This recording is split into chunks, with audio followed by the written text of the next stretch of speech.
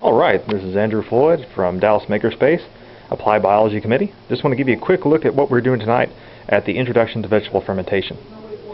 Now I have a few tools here and I have a few finished ferments. You've already seen some of these in some past videos where I was doing a tour of the biolab, but tonight we're actually talking about how they're put together. So, whenever we make a ferment we have to have substrate. In this case I have grated turnip. Here's some turnip. If you guys have never seen one of these before, I know that I was not familiar with vegetables when I started this, but yeah. We're making something called sauerruben. This is a German thing that you use turnips to make.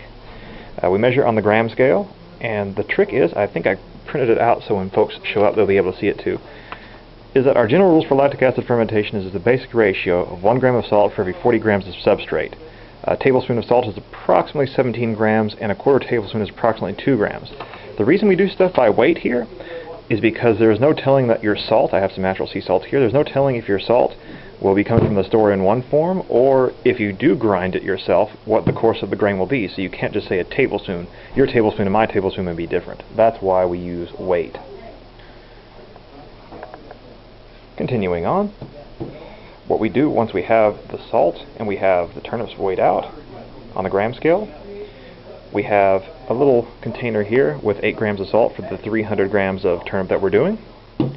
We grate it up. We pack it into a jar with the salt as we go, just sprinkle a little bit on the top, and whenever it's finished we use that glass grinder over there as a way to smush it.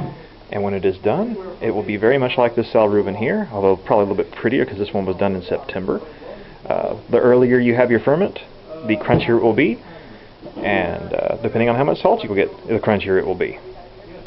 But that's a basic introduction to what we're doing here, and if I can think of anything else I will certainly show it to you. Those cabbages over there we'll be using for sauerkraut tonight, and I do have some red cabbage sauerkraut over there.